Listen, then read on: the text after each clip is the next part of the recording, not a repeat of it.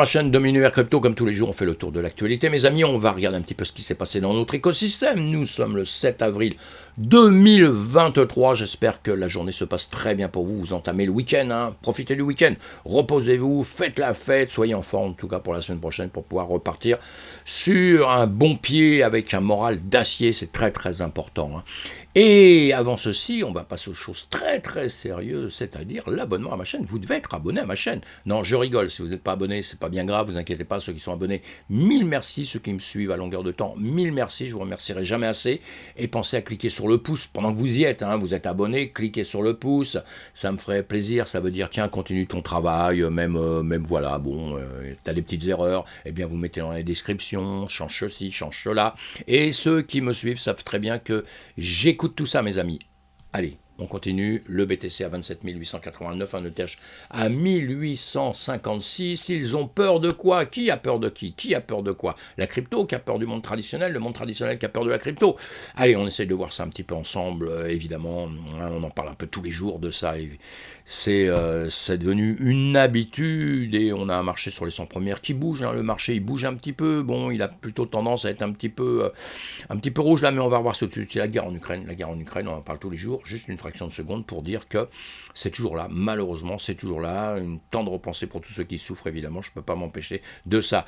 Le trading économique, tout ce qui se passe dans le monde économique sur le marché traditionnel, c'est très important. Enfin, je pense que moi, c'est très très important. On doit toujours s'informer à ça, même quand vous faites que dans la crypto-monnaie, parce que tout ce qui se passe dans le monde, ça influe sur votre travail, sur la crypto-monnaie. Donc, on doit être au courant. Ceux qui font du trading dans la journée, évidemment, vous êtes encore plus au courant que les autres parce qu'on va suivre une volatilité dans la journée, tout ça, en 2 jours. Mais attention, les news, ça change à longueur de temps. Alors, vous traumatisez quand même pas avec ça. Suivez les graphiques. Avec les graphiques, vous pouvez très très bien faire les choses sans avoir une tonne de choses dans la tête où il faut tout suivre, les cotes, les machins, tout ça. Et en 2 jours, ça change tout. Donc, vous recommencez pendant 3 heures pour trader 5 minutes. Voilà. Donc, tout ça, c'est important quand même. C'est important de savoir. Moi, évidemment que je les suis, je regarde ça parce que je suis passionné depuis longtemps avec tout ça, mais sous certaines limites. Hein. Allez, carte thermique des marchés boursiers, on a un marché de la S&P 500, on voit bien du gris, du rouge, du vert, ça nous intéresse, hein, évidemment la tech nous intéresse, et bien un petit peu de vert. En revanche, nous, la carte thermique des coins crypto, plutôt dans le rouge, on retrace un tout petit peu, on voit ça à longueur de temps sur d'autres graphiques, je vous fais d'autres vidéos sur lesquelles on en parle, et on s'était déjà mis des zones, je vous ai dit il y a quelques temps qu'on allait redescendre par ici, je continue à le dire, je serais très surpris si ça faisait d'un seul coup un bond vers le haut sans redescendre un peu, je serais très très surpris. Pour moi, les zones, c'est par ici et ça devrait venir par là. Et je vous en parle à longueur de temps. Donc, si vous me suivez, vous êtes parfaitement au courant. Drame, une célébrité, le crypto poignardé en plein San Francisco. Ouais, ça c'est moins drôle. C'est un acteur de la crypto-monnaie qu'on connaît, Bob Lee. Et voilà, donc une pensée pour toute sa famille, pour tout ça. Vous allez lire cet article si ça vous intéresse. Évidemment, je vous mets les liens en dessous pour les sujets qui vous passionnent. Moi, je survole les titres, je vous mâche le travail et je survole les titres et vous allez creuser si vous en avez vraiment envie. Et là, Leonardo DiCaprio, évidemment, qui est très très connu, témoigne dans une affaire de blanchiment d'argent parce que malheureusement, il connaissait un type encore connu au cœur de l'affaire se trouve Lao Tech Joe, également connu sous le nom de Joe Low. Il est accusé d'avoir orchestré un vaste système de blanchiment d'argent et de corruption qui a détourné des milliards de fonds d'investissement de l'État malaisien connu sous le nom de 1MBP. Voilà, DiCaprio a une relation à longue date avec, voilà, alors il est accusé de le connaître, évidemment, on l'a pas encore accusé de blanchiment d'argent, mais voilà, on va parler d'un monsieur qui a détourné beaucoup d'argent. Et tout ça, pourquoi en réalité, c'est pas de la crypto-monnaie. C'est pas de la crypto-monnaie, c'est le marché traditionnel, c'est le monde traditionnel avec votre argent, vous savez, le truc en papier là qu'on a de temps en temps, je sais plus comment ça s'appelle ça. Ouais, il y a de l'euro, il y a du dollar, des trucs tout mous là qu'on a dans la poche, on est content de les avoir parce qu'on les voit, on se dit ça vaut de l'argent parce que on le voit, mes amis. Et voilà, donc c'était juste pour dire que le blanchiment d'argent, on en parle énormément dans notre écosystème, ça finit par nous saouler, ça finit par vraiment nous saouler. Et c'était juste pour faire juste le point. moins vous dire que le blanchiment d'argent n'est pas né avec la crypto-monnaie, mais alors pas du tout, pas du tout, mais pas du tout, mais pas du tout encore. Il est né simplement dans le monde traditionnel depuis très longtemps, Al Capone, etc. Il y a des mecs qui se sont fait piéger avec ce genre de choses, et puis bien d'autres. Et bon, dans la crypto-monnaie, effectivement, les truands se servent de tous les trucs modernes, évidemment. Ils ont compris avant les États que la nouveauté, ça pouvait être extraordinaire. Les bandits comprennent plutôt plus vite. Ça me paraît assez extraordinaire. Non, allez, je déconne parce que c'est pas terrible qu'on nous condamne de ça à longueur de temps. Et encore une fois, il y a plus de blanchiment d'argent dans le monde traditionnel, on va dire, que dans la crypto-monnaie. Pourquoi? Parce que nous, on est sur une blockchain. Sur une blockchain, on peut quand même retracer des choses. Et le FBI arrive à le faire avec certains problèmes, on va dire. Ils arrivent très bien à s'en sortir avec ça. Alors, vous voyez, les types, ils commencent à cogiter maintenant et se dire, oh, c'est peut-être pas le meilleur endroit, le meilleur lien qu'il peut y avoir pour blanchir de l'argent. Alors qu'avec le papier, avec les entreprises qui sont montées dans le monde entier, une entreprise, il y a 100 entreprises, 1000 entreprises, à la fin, vous savez plus où l'argent est passé parce que les types vont inscrire ça dans différents endroits du monde. C'est comme ça que l'argent est blanchi à longueur de temps, donc c'est pas à cause de la crypto-monnaie. Vous allez lire tous ces articles si ça vous intéresse. Il y en a d'autres évidemment, puisque là, blanchiment d'argent, coup de filet historique de la police, 18 000 mules financières identifiées. C'est des articles qui sont sortis je sais plus quand. Ça, c'était en 21, vous voyez, en 21, joli coup de filet pour la police, les forces de l'ordre, plusieurs pays ont 1800 suspects dans le cadre d'une opération mondiale ciblant des mules financières qui facilitent le blanchiment d'argent. C'est pas dans la crypto, ça, c'est pas dans la crypto, vous voyez. Donc tout ça pour ça, allez, Chatham Asset Manager condamné à une amende pour négociation abusive d'obligation. Alors ça c'est pareil, c'est toujours dans le monde traditionnel, quelqu'un qui est condamné parce que manipulation de marché, etc. Donc je vous explique pas toute l'histoire parce que ça n'a aucun intérêt tout de suite, c'est juste pour vous dire, encore une fois, je me répète un peu, il n'y a pas que dans la crypto-monnaie, parce que j'entends tellement ça à longueur de temps que le monde traditionnel classique de la finance, il est extraordinaire, tout est protégé, votre argent est protégé, ouais, on l'a bien vu, et qu'on est toujours là pour vous sauver, et que la crypto-monnaie, c'est le petit diable, quoi, c'est le petit diable. Alors non, c'est pas du tout comme ça, c'est pas du tout comme ça. Et ceux qui pensent comme ça, faites-moi plaisir, approfondissez un petit peu votre sujet quand vous travaillez sur quelque chose. Comme ça, ce serait très très bien de pouvoir après contrer quand on connaît très bien quelque chose. Ça, ce serait assez fabuleux. Le Trésor américain avertit que DeFi est utilisé par la Corée du Nord et des escrocs pour blanchiment de l'argent sale. C'est pour ça, vous voyez, tout ce que je viens de vous dire avant, c'est pour vous préparez à ça, qu'on continue toujours dans le même système. On le sait, mais je crois qu'on aime bien répéter ça à longueur de temps pour un peu salir la blockchain Bitcoin, salir Satoshi Nakamoto et salir tous les autres qui sont autour, qui montent aussi d'autres blockchains. Il y en a certaines qui sont fabuleuses et des entreprises qui seront fabuleuses. On en reparlera dans quelques années, mes amis.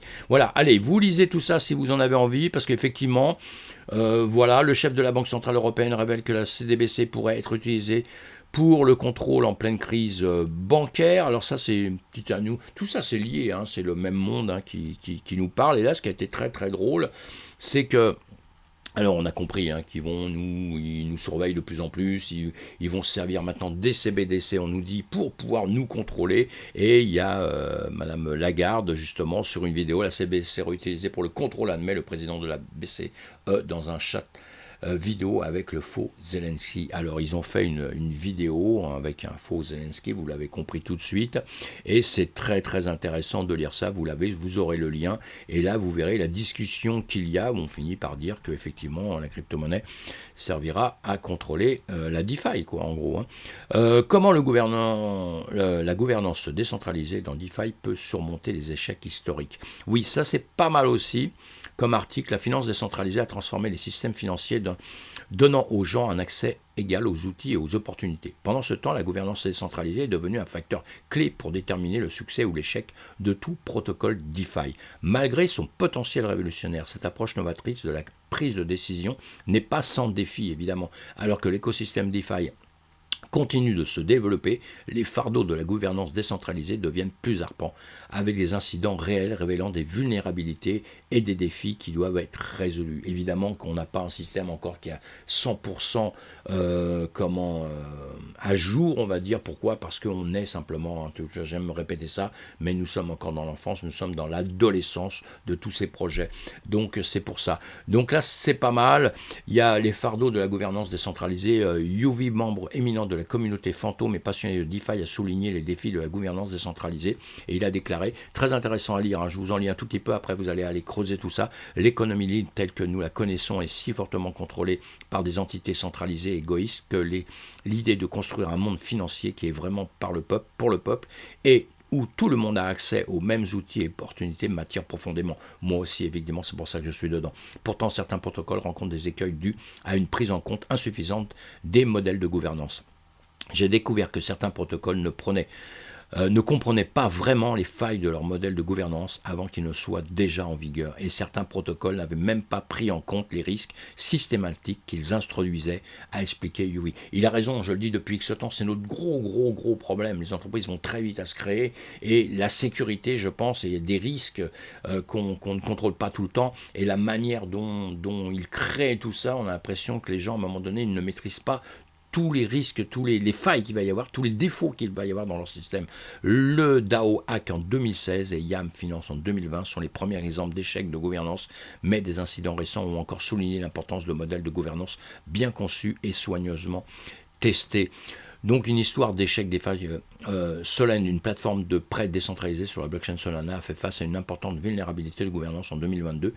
Un attaquant a exploité un bug dans le contrat de gouvernance, leur permettant de faire passer une proposition malveillante qui aurait pu drainer des fonds substantiels. Vous voyez que tout ça, c'est problème dans notre système. Mais bon, je vous laisse lire le reste, c'est hyper intéressant.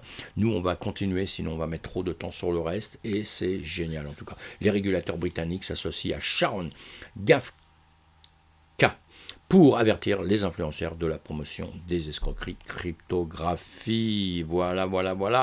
La FCA et l'ASA du Royaume-Uni travaillent avec l'ancienne candidate de Love Island, Sharon Gafka, pour mettre en garde les influenceurs contre la promotion d'escroqueries cryptographiques. Oui, évidemment, ça c'est pareil, il y a eu tellement de news, il y a eu tellement des procès, etc. Il faut faire attention pour tous les influenceurs à raconter ce que vous faites, à connaître vous aussi vos sujets et à pas penser simplement à prendre du fric, hein, évidemment, parce que vous risquez de faire perdre beaucoup d'argent à d'autres personnes. C'est pour ça que je comprends très bien qu'on soit contrôlé de ce côté-là, moi. Hein. Elon Musk étourdit la communauté Dogecoin en supprimant le logo Doge de la page d'accueil de Twitter. Alors quand je parlais d'influenceurs, je reviens maintenant à Elon Musk, hein, qui est quand même, je pense, un influenceur, mais il fait beaucoup de choses au niveau de ses entreprises et tout. Il a créé énormément de choses, mais là, comme je l'ai dit, quand il a changé le petit oiseau sur Twitter contre un petit chien là. Eh bien, j'ai dit, mais c'est quoi cette histoire, hein, encore une fois, c'est quoi cette histoire? C'est un peu du n'importe quoi, je pense, il fait un peu du n'importe quoi, et là, il rechange dans l'autre sens. Entre-temps, il ne faut pas oublier qu'il y aura malheureusement des gens qui auront perdu de l'argent. Le prix du Doge a chute de 9%, alors que Twitter restaure le logo original, d'accord? Donc c'est pas cool ça, je trouve ça pas cool, je trouve que c'est de l'enfantillage, c'est s'amuser un peu avec tout, et donc c'est grave quoi. Alors bon, vous en avez d'autres qui vont vous dire que maintenant vous allez refaire du 180% dans quelques temps. Alors ça c'est un peu une connerie parce que effectivement on sait bien que toutes les cryptos vont remonter, donc toutes les cryptos qui vont être des actifs risqués, très risqués, là après vous pouvez perdre en 2 secondes tout votre capital, et bien dans le futur quand le BTC va remonter, ils vont remonter aussi, c'est un effet de ventouse là, comme ça se passe à longueur de temps, donc ils vont remonter. Donc voilà, dire des trucs comme ça, oui, ça veut rien dire pour moi, hein, ça veut rien dire. En revanche, faire une action pour faire grimper le prix tout de suite et après, le lendemain, dire autre chose pour qu'il redescende, c'est pas terrible parce qu'il y a pas mal de gens qui perdent, et ceux qui perdent, évidemment, c'est ceux qui sont nouveaux dans nos écosystèmes. Si ceux qui sont là depuis très longtemps ne comprennent pas ce genre de choses, bon, bah là, c'est que ils lisent pas assez, ils écoutent pas assez mes vidéos, mes amis. Allez, le créateur du marché de la crypto, Wintermute, ressemble étrangement à Alameda. Alors ça, c'est un autre article, je vais vous laisser l'approfondir si vous en avez envie, évidemment. Hein, je vous mets des liens comme ça où j'en parle un tout petit peu simplement parce que j'ai trouvé ça intéressant, mais on passerait 1 heure dessus. Hein, c'est le but de ma vidéo, hein, c'est vous mettre sur des chemins et que vous alliez approfondir tout ça. Vous aurez ça, c'est assez intéressant. Paxful met fin à ses activités, une autre plateforme de P2P qui s'effondre. Voilà, suite encore à un autre bear market, il y a encore des sociétés en souffrance évidemment, et voilà, Paxful, la place de marché de crypto-monnaies de pair à pair, a succombé aux nombreuses pressions de plus en plus opprimantes subies actuellement par les crypto-monnaies. Donc voilà, ça, allez, mauvaise nouvelle. Coinbase prêt à aller jusqu'au bout pour rouvrir Tornado Cash. Alors voilà, ça se bat toujours avec tout ça. Bon, Tornado Cash, il y a beaucoup de choses à dire dessus. Ce sont des mélangeurs, justement, je vous expliquais tout à l'heure, où là, on peut perdre des adresses. Maintenant, c'est la DeFi, c'est pas fait pour être contrôlé par une unité supérieure. C'est pas être fait contrôler par une personne qui décide de tout ce qu'il fait. C'est le système, c'est ce système-là. Après, on y va ou on n'y va pas. On prend ses risques aussi. Évidemment, nous sommes tous des grandes personnes. On doit savoir ce qu'on fait. En tout cas, la bourse crypto Coinbase se dit prête à soutenir Tornado Cash dans sa bataille juridique contre les trésors américains. Je les comprends. De nombreux utilisateurs américains de Tornado Cash ont déposé un recours collectif contre les trésors américains. Selon les sections prononcées contre le mixeur crypto sont illégales. Et là, on vous dit un petit peu certaines choses. Vous allez approfondir tout ça si vous en avez envie, mes amis. Évidemment. Et là, que se passera-t-il lorsque 4,8 milliards de dollars d'options Ethereum expireront? Beaucoup de gens ont peur. Ils se disent, oh là là, qu'est-ce qui va se passer? Ça va tomber, ça va monter, etc. Un grand nombre de contrats d'options Bitcoin et Ethereum sont sur le point d'expirer. De plus, ces événements entraîneront souvent une volatilité des prix des actifs sous-jacentes. Alors moi qui suis trader, évidemment, je vais suivre ça de près, je vais regarder si ça va monter, si ça va baisser, et voir ce qu'on peut faire ou pas faire. Voilà, c'est pas que ça se joue au dernier moment, mais il faut faire très attention à ce qu'on peut penser avant, les choses qu'on peut affirmer avant, partir dans un sens et que ça parte dans l'autre. Voilà, on peut se tromper, donc il faut être très vigilant sur tout ça. Et dites-moi un peu ce que vous en pensez, si vous pensez qu'il va y avoir une action importante à la hausse ou à la baisse. Layer 2, ZK Sync sauve 1,7 million de dollars en Ethereum, bloqué dans un contrat intelligent, ça c'est une bonne chose. Un projet qui a levé 921 Ether dans IDO, offre initiale et DEX, sur le protocole de couche 2x1, du mal à accéder à ces fonds. Apparemment, la valeur de 1,7 million de dollars d'Ethereum est restée coincée dans un contrat intelligent.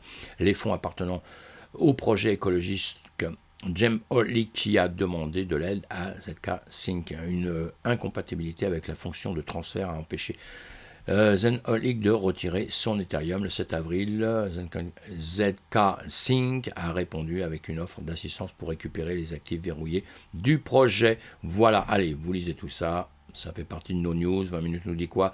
NFT, un Français accusé de fraude arrêté à New York. Bon, ça, on a toujours des fraudes. Et les fraudeurs, encore une fois, c'est bien qu'ils trinquent un petit peu parce que ça permettra à des gens de rentrer dans un écosystème un peu épuré et un petit peu plus sûr, évidemment. Mais encore une fois, des voleurs, c'est pas simplement de la crypto-monnaie, il y en a dans le monde entier, je vous l'ai bien expliqué au départ, donc faut pas croire que c'est que chez nous, vous risquez, moi je pense presque moins chez nous que dans un autre monde où vous pouvez vous faire voler à tous les coins de rue. Un collectionneur d'OpenSea a fait une offre de 100 Ether pour un NFT gratuit. Oui, Louis, ça c'est pas très malin. Un trader de tokens non fongibles a apparemment fait une grosse offre pour un NFT gratuit, en l'achetant pour 100 Ether, mes amis, actuellement évalué à 191, voilà, alors qu'il ne valait rien. Petite histoire, si vous amusez ça, allez piocher. Picard Surgelé va émettre des NFT pour ses clients. Voilà, un de plus qui rentre dans l'écosystème. Ça rentre, comme je vous ai dit, bientôt on dira, tiens, celui-ci n'est pas rentré dans l'écosystème, parce qu'ils rentrent tous dedans. Je suis un peu débordé à annoncer tous ceux qui vont continuer d'être là ou pas. Voilà mes amis pour aujourd'hui, j'espère que cette vidéo vous plaît. Pensez toujours à vous abonner à ma chaîne si vous ne l'avez pas fait. Pensez surtout à être prudent. Faire attention à vous, apprenez, continuez d'apprendre. On est bien dans notre écosystème et on est encore mieux à partir du moment où on a un peu compris tout ça. Si vous suivez mes vidéos, vous verrez que tout doucement, vous allez être des champions du monde. Allez, à bientôt. Merci. Attention, je ne vous fais pas de conseils en investissement. Je vous parle, moi, très très souvent des risques et je vous dis, faites attention encore une fois, soyez prudents avant de faire quoi que ce soit. On devient forgeron en apprenant à forger.